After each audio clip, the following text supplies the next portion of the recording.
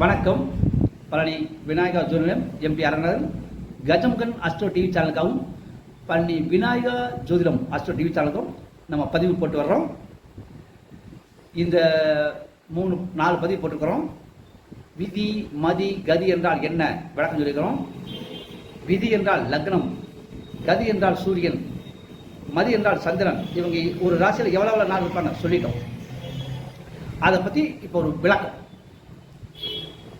விதி என்றால் லக்னம் என்னென்ன சொல்லிட்டோம், கதினா சூரியன் சொல்லிட்டோம், மதினா சந்திரன் சொல்லிட்டோம்.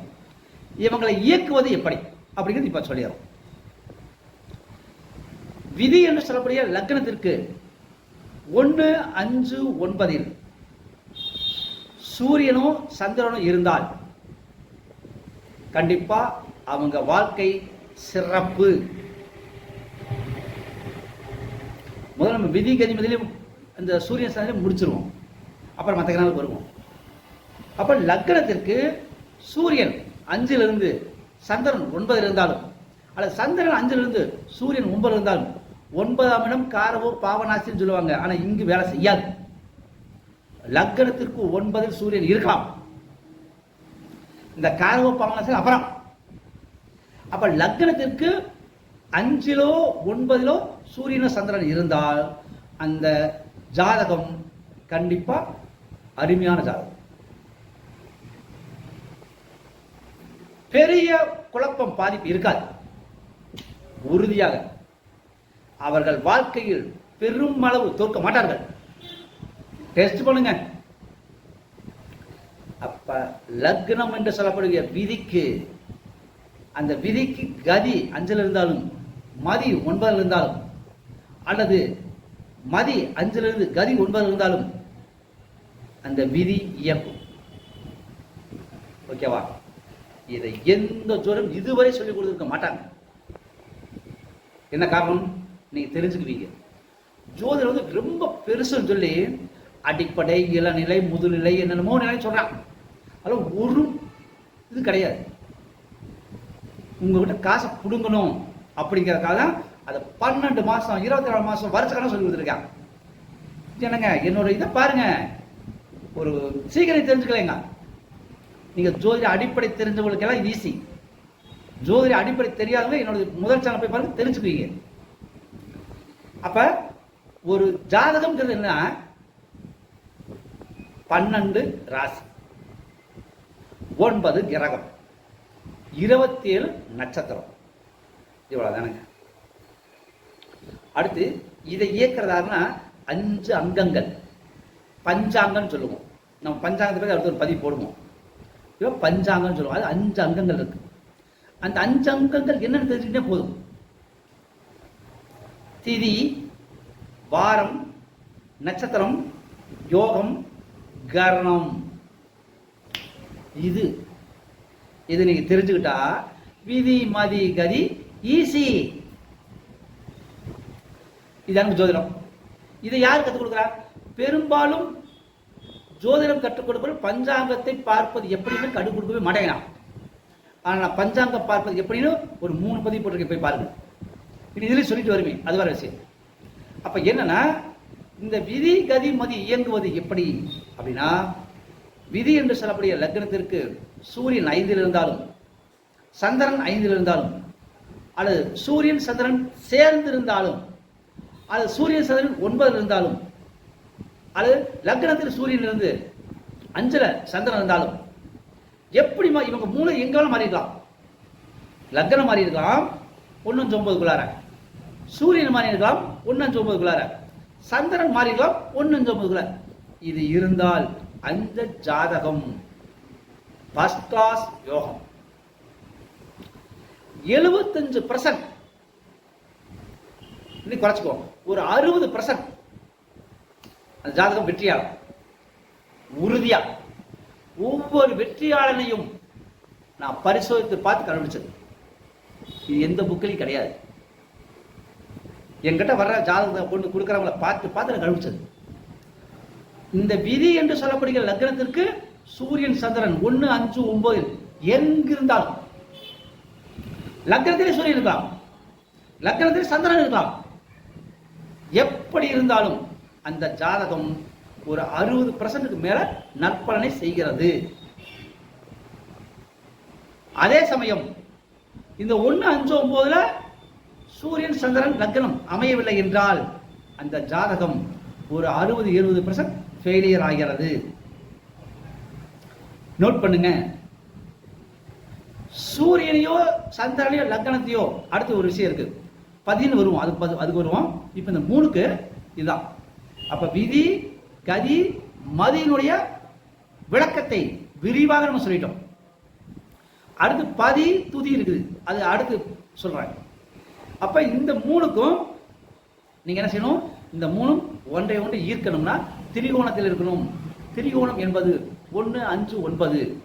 அதில் 5ம் 9ம் மிஞ்சும் பலனை தரும்.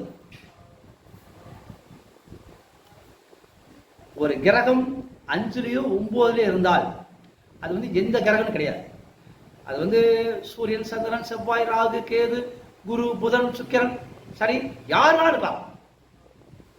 ஆனா அந்த 5, 9 இருக்கும் கிரகங்கள் துல்லியமாக பலனை கொடுக்கும், சிறப்பான பலனை கொடுக்கும். இது ஜோதிட ரொம்ப முக்கியமான விதிகள். இருந்தாலும் எப்படி வேலை செய்யும் அப்படிங்கிறத மற்ற கிரகத்தை வச்சுதான் சொல்லணும். ஆனா இப்படி இருந்தால் அந்த ஜாதகத்தை எடுத்து நம்ம பலன் சொல்ல ஈஸி. இது அவுட் ஆனால் அந்த ஜாதகத்தை நீங்க மற்ற கிரகங்களை எல்லாம் பார்க்கணும்.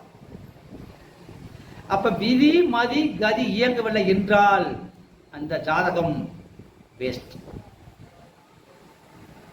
தெரிஞ்சுட்டீங்க? இவ்வளவுதான் ஜோதிடம். ஜாதகத்தை எடுத்து பாக்குறீங்க, லக்னத்துக்கு 1, 5, 9ல சூரியனும் சந்திரனும் இருக்கான்னு பாருங்க. இல்ல மடிச்சு வச்சிருக்க, ஏன்னா அது பெரிய பலனை கொடுக்காது.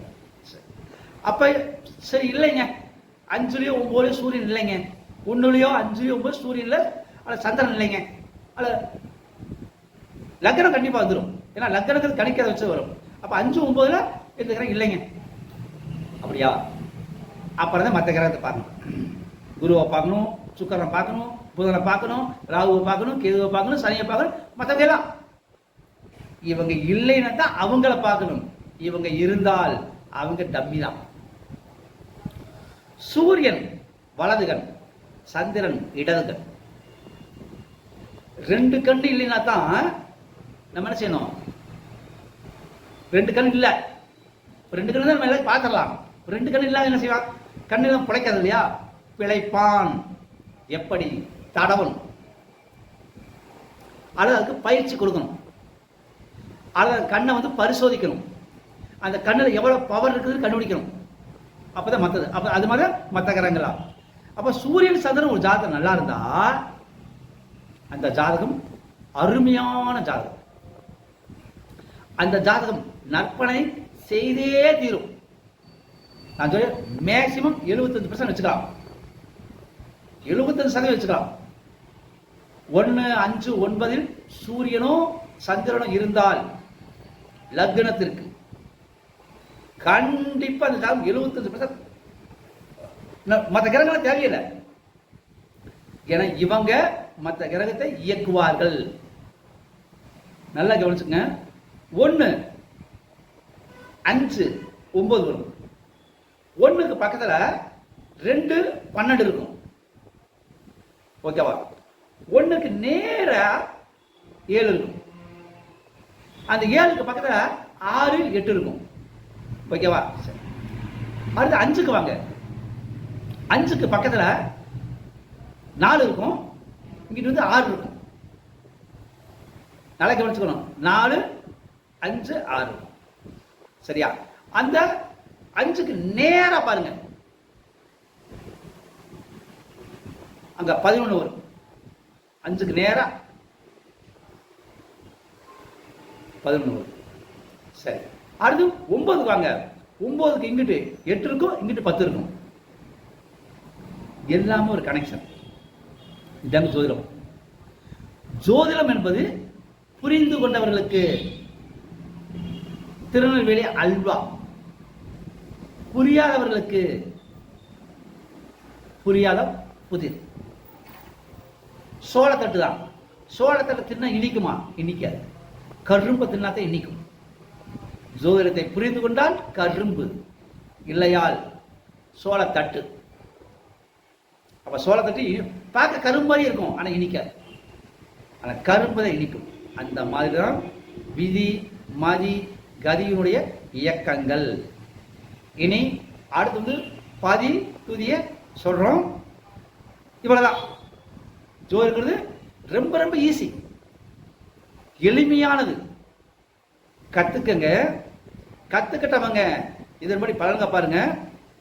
ஜோதிடர் அடிப்படை தெரிந்தவர்கள், பலன் தெரியாதவங்கள் இதை பாருங்க, நீங்க ஜோதிடர் ஆயிரம். முழு ஜோதிடர், முக்கால் முழு ஜோதிடர் இறையர்களோட. நன்றி, வணக்கம். அடுத்த பதிவு சந்திப்போம்.